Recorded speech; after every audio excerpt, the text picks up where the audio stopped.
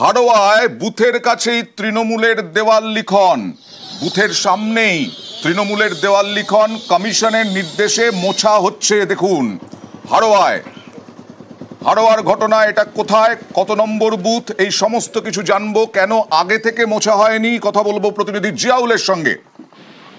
দেখো 121 হাড়োয়া বিধানসভার একেবারে সকাল থেকে দেখা যাচ্ছে বিভিন্ন অর্থাৎ যে সমস্ত বুথ কেন্দ্র হচ্ছে সেই বুথ কেন্দ্রের একেবারে কাছেই 100 মিটারের মধ্যেই একাধিক জায়গায় দেওয়াল লেখান রয়েছে এবং সেটি আজকের নির্বাচন কমিশনের নজরে আসে এবং বিরোধীরা বারবার অভিযোগ করছিল যে ভোটারদেরকে প্রভাবিত করা হচ্ছে অর্থাৎ দেওয়াল লেখানের মাধ্যমে একেবারে 100 মিটারের মধ্যেই একাধিক জায়গায় দেওয়াল লেখন এবং সেই অভিযোগ পাওয়ার পরই কিন্তু এখন নির্বাচন কমিশনের আধিকারিকরা ঘটনাস্থলে যায়। একাধিক জায়গায় 121, 122-এর 28-29 একাধিক যে বুথ এলাকা রয়েছে সেই সমস্ত এলাকায় নির্বাচন কমিশনের লোকজন গিয়ে সেখানে চুনকাম দিয়ে অর্থাৎ সেখানে দেওয়ালগুলো মুছে দেওয়ার প্রক্রিয়া ইতিমধ্যে শুরু হয়েছে।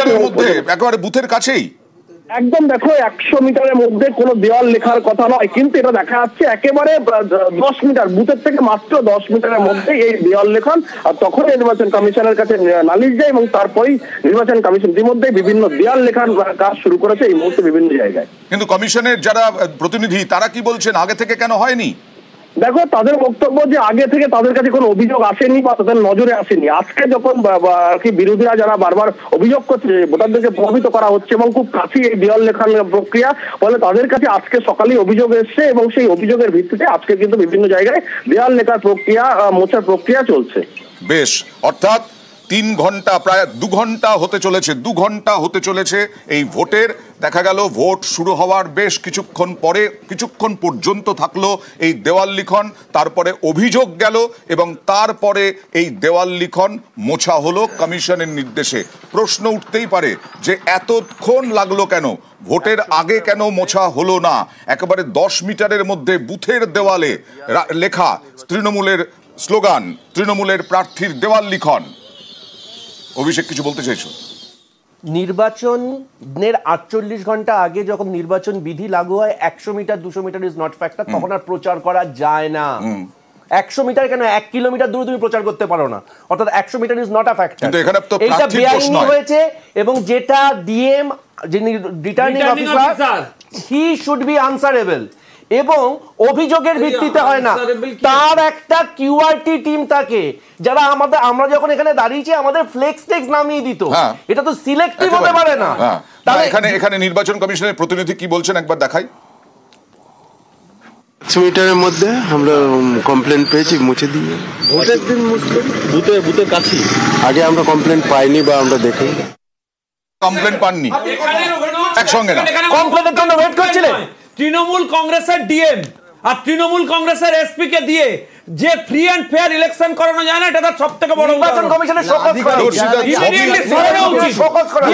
ছিল। ওকে, নিশ্চয়ই, কিন্তু তৃণমূলের সব জেলা শাসক, তৃণমূলের বিডিও, তৃণমূলের সব তৃণমূলের না তো কার?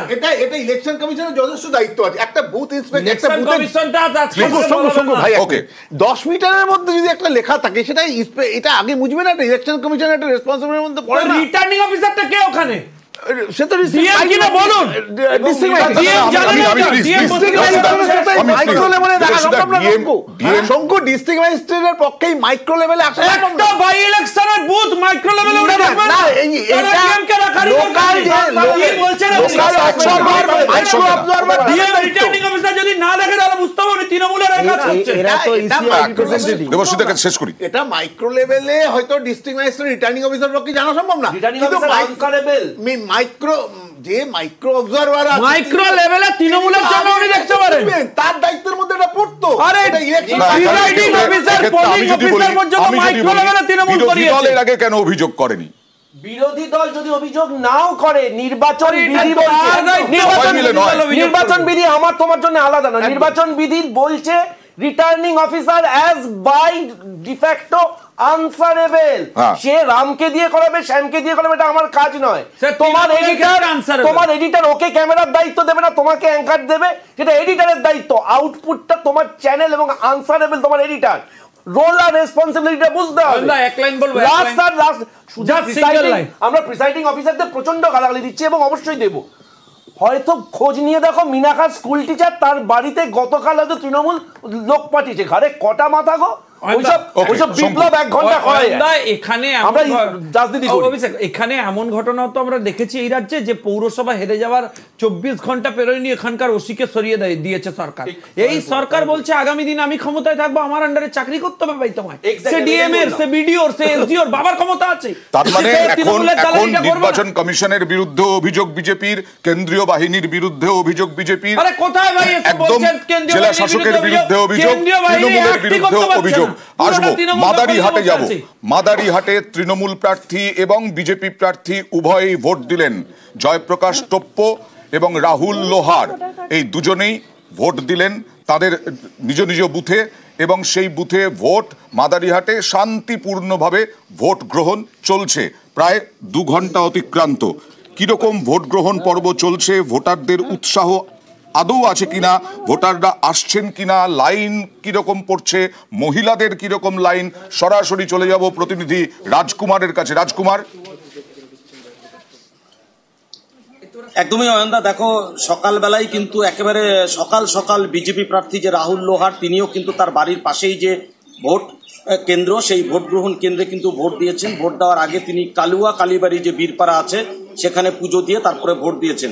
অন্যদিকে যে তৃণমূল কংগ্রেস প্রার্থী জয়প্রকাশ টোপ্প তিনিও কিন্তু বাড়ির পাশে ডিমডিমা টিজি প্রাথমিক যে বিদ্যালয় সেই ডিমডিমা টিজি প্রাথমিক বিদ্যালয়ে সকালবেলায় স্ত্রী এবং মেয়েকে নিয়ে পরিবার নিয়ে কিন্তু লাইনে দাঁড়িয়ে ভোট দিয়েছেন। 2 প্রার্থী ভোট দিয়েছেন এবং 2 প্রার্থী কিন্তু বলেছেন যে শান্তিপূর্ণ মাদারিহাটের নির্বাচন বরাবর ট্র্যাডিশন হচ্ছে শান্তিপূর্ণ ভোটের, ফলে শান্তিপূর্ণ ভোট হোক তারা কিন্তু এই আশা করেছেন। এবং দুজনেই তারা দাবি করেছে যে বিজেপি এই কেন্দ্রে কিন্তু বিজেপি প্রার্থী দাবি করেছে বিজেপি জিতবে, তৃণমূল কংগ্রেস প্রার্থী দাবি করেছে তৃণমূল কংগ্রেস জিতবে। আর কিছুক্ষণ আগেই আমরা হাড়োয়ার ছবি দেখাচ্ছিলাম আপনাদেরকে। জানাই হাড়োয়া 200 নম্বর বুথের অভিযোগ শুনে ওয়েবকাস্টিং এর মাধ্যমে পোলিং স্টেশনের ভেতরের পরিস্থিতি খতিয়ে দেখলেন মুখ্য নির্বাচনী আধিকারিক। তার দাবি বুথের ভেতরে জায়গা সীমিত, তবে যে অভিযোগ উঠছে ইভিএম রাখার জায়গা নিয়ে তা পুরোপুরি ভিত্তিহীন। ইভিএম ঠিক জায়গায় আছে। আবার বলছি, হাড়োয়া 200 নম্বর বুথের এই যে বিজেপি প্রার্থী গিয়ে অভিযোগ করেছিলেন ইভিএম ঠিক জায়গায় নেই, ইভিএম ঘোরাতে হবে, তখন তৃণমূল বুথ এজেন্টের সঙ্গে ঝামেলা হলো, তর্কাতর্কি হলো, বচসা হলো, প্রায় হাতাহাতির পর্যায়ে মুখ্য নির্বাচনী আধিকারিক ওয়েবকাস্টিং এর মাধ্যমে পোলিং স্টেশনের ভেতরের পরিস্থিতি খতিয়ে দেখলেন। তার দাবি বুথের ভেতরে জায়গা সীমিত, তবে যে অভিযোগ উঠছে ইভিএম রাখার জায়গা নিয়ে তা পুরোপুরি ভিত্তিহীন, ইভিএম ঠিক জায়গায় আছে। দেবর্ষিদা কি বলবেন? মুখ্য নির্বাচনী আধিকারিক তিনি বলছেন যে ইভিএম রাখার জায়গা নিয়ে যা অভিযোগ তা পুরোপুরি ভিত্তিহীন। এইটা আমি জানি না এটা কি করে বলতে পারে, তারা ইলেকশন কমিশন কি করে বলতে পারে। এর মাধ্যমে তিনি দেখেছেন, সিনেমা দেখছেন। এটা কিন্তু কোনো তথ্য প্রমাণ কিছুই কিন্তু আপনাদের হাতে নেই, আমাদের হাতেও নেই, এবং ওরাও কিন্তু দেখাতে পারে। দেখেছে ওয়েবকাস্টিং এর মাধ্যমে দেখা যায় দেবর্ষিদা, ঘরে বসে দেখা যায়, নির্বাচন কমিশনে বসে দেখা যায়। রিলিজ দিয়েছে, প্রেস রিলিজ দিয়েছে। প্রশ্ন হচ্ছে যে এখানে তো একবার একটা কিউআরটি কে পাঠানো উচিত। একটা এখন সমস্যা হলো ভেরিফিকেশন এর উপর বেস করে বলছেন এখন এটা, তারপরে ঘুরিয়ে দিয়েছে তো। কিউআরটি কেন যাবে না ওয়েবকাস্টিং এ দেখানোর জন্য? ভাই একটু বলতে দিন ভাই। হ্যাঁ, আপনার সময় আপনি বলবেন, আমাদের সময় বলবেন। না আপনি বলুন। তো কিউআরটি টিমটা পাঠানোর রেসপন্সিবিলিটি তো পড়ে, কারণ অনেক ছোট জায়গায় কাজ হচ্ছে, মাত্র 6টা কনস্টিটিউয়েন্সিতে হচ্ছে। সেটা যদি ইলেকশন কমিশন সেইটুকু পারফর্ম যদি না করতে পারে তাহলে তো আমরা সবকিছু টেকনিক্যালি আমি টেকনিক্যালি ভেরি মাচ সাউন্ড হচ্ছে অভিষেক, এটা তো এখন সম্ভব। সিসি ক্যামেরা আছে, ওয়েবকাস্টিং এর মাধ্যমে নির্বাচন কমিশন দপ্তরে বসে মুখ্য নির্বাচনী আধিকারিক দেখছেন, একদম সম্ভব। এবং সেই কারণেই ওয়েবকাস্টিংটা নির্বাচন বিধির আওতায় আনা হয়েছিল 2019 সাল থেকে। কিন্তু প্রশ্নটা সেটা নয়। একটা যদি অভিযোগ হয়ে থাকে, স্যার যেটা বলেন আমি একদম সহমত, 6টা মাত্র উপনির্বাচন, 6টা কেন্দ্রে হচ্ছে, 6 × 300 মাত্র 1800টা বুথ, 1800টা বুথে যাওয়ার মতো একটা অভিযোগ এসেছে সকাল থেকে। তুমি একটা কিউআরটি পাঠাতে পারবে না? কেন বলছি, সব সময় কিন্তু ক্যামেরার অ্যাঙ্গেল ঠিক হয় না, তোমরা ক্যামেরার লোক ভালো বুঝতে পারো। অ্যাকচুয়াল ডিস্টেন্স এবং রিফ্র্যাক্টিভ ডিস্টেন্স এক হয় না, এগুলো তোমরা সবাই জানো, আমার থেকে কোনো ক্যামেরাম্যান বুঝিয়ে দেবে। একটা কিউআরটি পাঠাতে পারবে না। নির্বাচনের প্রাথমিক শর্ত হচ্ছে গোপনীয়তা। আমি কাকে দেব? 70 বছরের ঊর্ধ্ব যার কাছে তুমি বাড়িতে গিয়ে নাও, সেখানেও তুমি দেখতে পাও না তুমি কোথায় কাজ করছো। এটা নিয়ম। এবার সেই নিয়মটা ভায়োলেট যদি হয়ে থাকে, হয়নি অন্য ব্যাপার। এবং এর পাশাপাশি নির্বাচন কমিশনের তরফ থেকে আমরা একটা অফিসিয়াল বিবৃতি এক্সপেক্ট করছি। ইয়েস, না, একেবারে সন্ধ্যাবেলায় নির্বাচন আধিকারিক আমরা দেখেছি বারবার প্রেস কনফারেন্স করেন। নির্বাচনের দুর্ভাগ্যবশত 100 মিটারের বুথে বা বুথের 100 মিটারের ভেতর প্রচারটা বেআইনি, আবার ধর্মস্থানে এখতিয়ারটা নির্বাচন কমিশনের নয়। যারা গ্রাউন্ড লেভেলে কাজ করে তারা জানে না। ওকে শুভজিৎ, তার মানে কাঠগড়ায় পুরোপুরি নির্বাচন কমিশন হচ্ছে ভোটটা করাচ্ছে, কিন্তু এর হয়ে কাজটা কে করছে? লোকাল লেভেলে যারা অ্যাডমিনিস্ট্রেটিভ হেড মানে ডিএমরা বা যারা এসডিও বা ডিও মানে সমস্ত তো সরকারের আধিকারিকরা। এবার এরা কি করছে? এই যে দেখুন আপনাদের ক্যামেরার সামনে আমরা ভালো করে দেখতে পাচ্ছি একটা গন্ডগোলের পরিস্থিতি তৈরি হচ্ছে, কিছু একটা তো হচ্ছে, সেটা কার পক্ষে না পক্ষে এখান থেকে বোঝা যাচ্ছে না। তাহলে নির্বাচন কমিশনের তরফ থেকে যিনি দায়িত্বে রয়েছেন তার তো উচিত ওখানে একটা নির্দিষ্টভাবে ফোর্স পাঠানো, ওখানে দেখা কিওয়ার্ডটিকে মুভ করানো যে কি অ্যাকচুয়াল বিষয়টা হচ্ছে। উনি যদি আমি জানি আদতে ওনার প্রেস রিলিজ আমরা দেখিনি, স্টেটমেন্টও দেখিনি, আপনাদের কথার ভিত্তিতে যা বলার বলছি।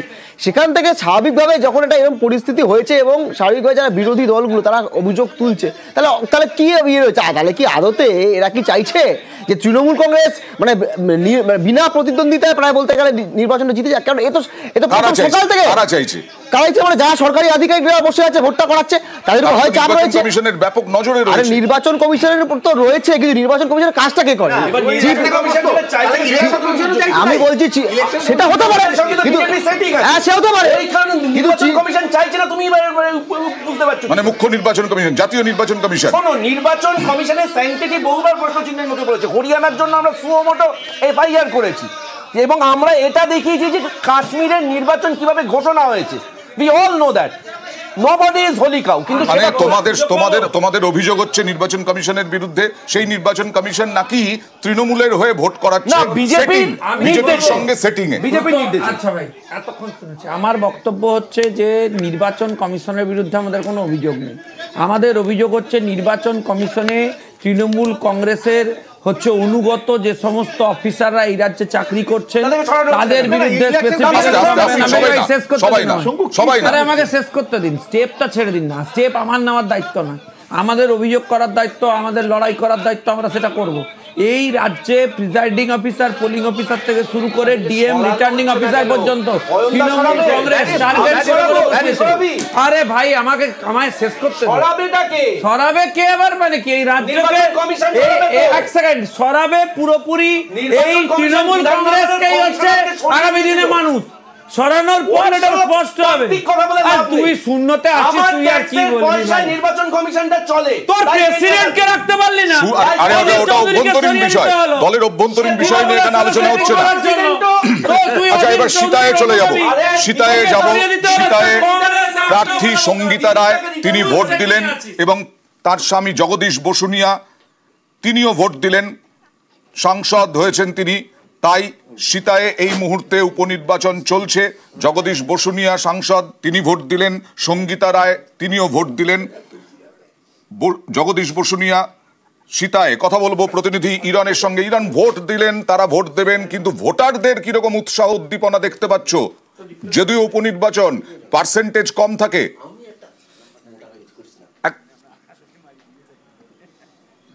দেখো, সীতায়ের যে সকাল থেকে বিভিন্ন জায়গায় ভোট গ্রহণ শুরু হয়েছে, গতকাল রাত থেকে বিজেপির তরফ থেকে একাধিক অভিযোগ করা হচ্ছে ভোটারদের ভয় দেখানো।